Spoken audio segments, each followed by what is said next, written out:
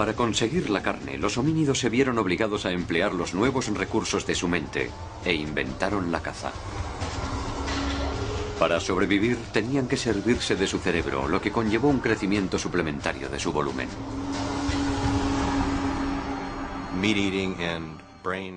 El consumo de carne y el crecimiento del cerebro van unidos. Uno depende del otro.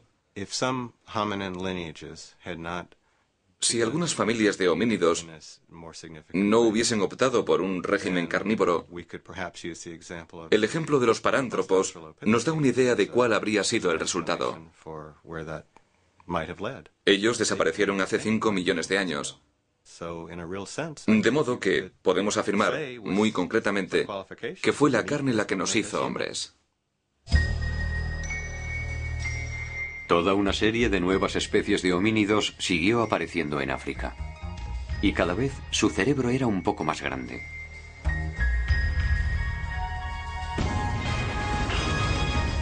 El del Homo erectus, que siguió al Homo ergaster, superaba los 1000 mililitros. El Homo erectus salió de África y se extendió por Asia. Sus descendientes engendraron al hombre de Java al llegar hasta la actual Indonesia, y luego al hombre de Pekín cuando llegaron a China.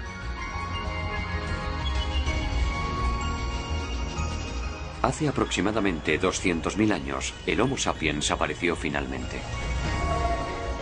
El volumen de su cerebro alcanzaba los 1400 mililitros.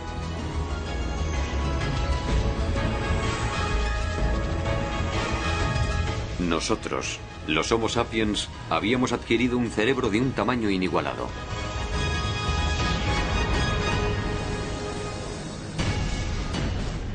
Pero el tamaño del cerebro no fue la única razón por la que el Homo sapiens tuvo tanto éxito. Otra especie humana disponía de un cerebro tan grande como el nuestro. El hombre de Neandertal, que apareció hace 300.000 años. El volumen de su cerebro era también de 1400 mililitros. Era más o menos de la misma talla que el Homo sapiens y morfológicamente un poco más robusto.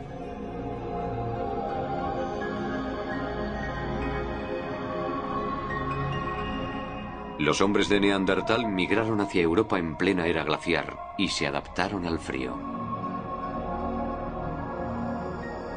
Estos cazadores de la edad del hielo coexistieron con los Homo sapiens durante mucho tiempo.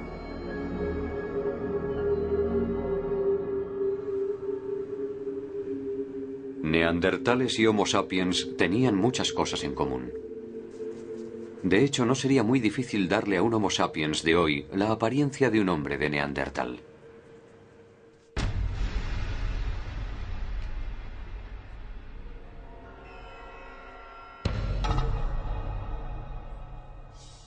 La frente es más prominente y la nariz ancha y achatada. La nariz voluminosa calentaba el aire helado de aquella época durante la inhalación.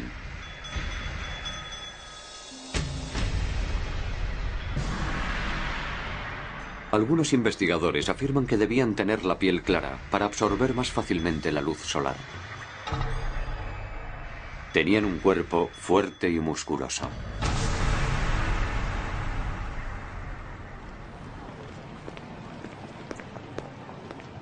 Un científico dijo un día que si un hombre de Neandertal se paseara hoy por la calle, no provocaría ninguna reacción en particular. Cuantas más cosas sabemos del hombre de Neandertal, tanto más les cuesta a los científicos determinar las diferencias fundamentales que le separa del Homo sapiens, sobre todo en lo que respecta a las cualidades básicas para la supervivencia.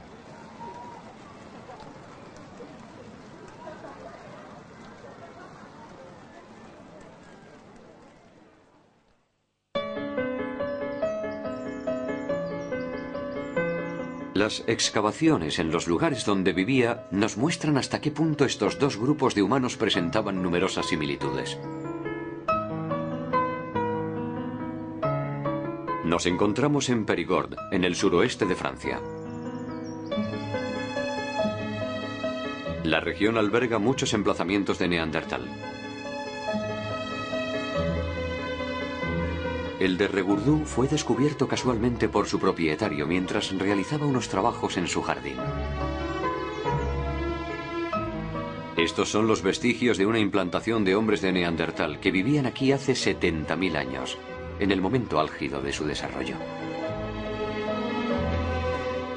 El profesor Jean-Michel Genest, que dirigió las excavaciones, se quedó impresionado por la calidad de los útiles de piedra que fabricaban aquellos hombres.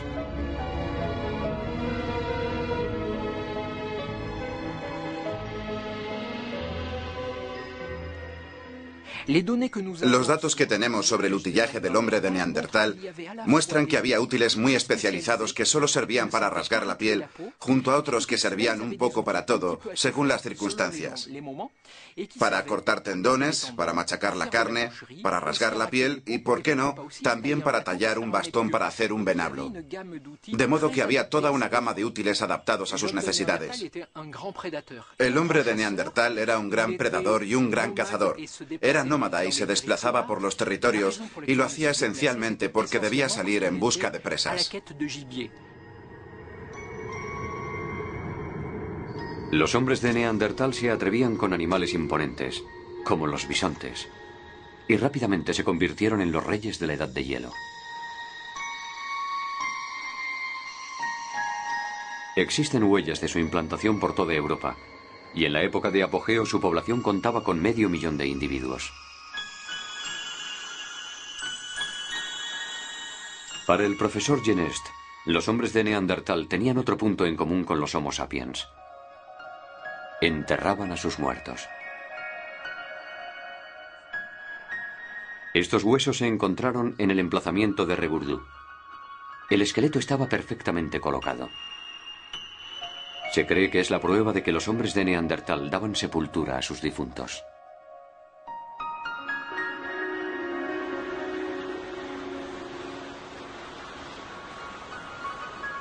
Neandertales y sapiens presentaban por tanto numerosas similitudes. Entonces, ¿por qué unos desaparecieron mientras los otros prosperaban? Una hipótesis intentó explicar la desaparición del hombre de Neandertal.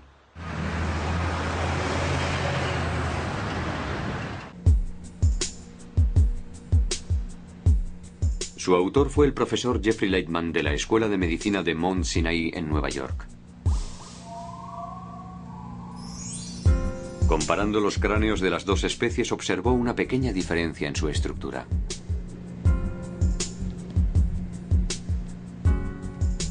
La diferencia se encuentra en la base del cráneo. En el Neandertal, la parte central de la base es plana, mientras que en el Sapiens está muy arqueada. Eso implica que la posición de la parte superior de la garganta era diferente. ¿Qué consecuencias podía tener este fenómeno? Los chimpancés y otros primates aportaron la respuesta. El profesor Leitman estudió la base del cráneo de distintos primates actuales y descubrió que también en ellos la parte central de la base era plana. En todos los primates, la laringe se encontraba en una posición más alta que en nosotros. De estas observaciones, dedujo que la laringe de los hombres de Neandertal debía estar, como la de los otros primates, en posición elevada. En los Homo sapiens se encuentra, en cambio, mucho más baja. La base de su cráneo es plana, lo que nos demuestra que su laringe debía estar situada mucho más alta, de modo que el conjunto del aparato vocal era muy distinto al que observamos en los hombres de nuestra época.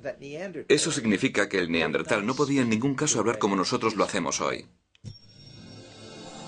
Cuando la laringe está en posición alta, las cuerdas vocales están mucho más cerca de la boca. Cuando hablamos, en ese espacio es donde resuena nuestra voz. Si la distancia es demasiado corta, la voz no resuena correctamente y la paleta de sonidos que podemos producir es mucho más limitada. La tonalidad general debía ser muy distinta. Según ciertos lingüistas, no debían tener acceso a algunos tipos de vocales, como los sonidos U, A, I, que encontramos en palabras como ruta, papá y risa.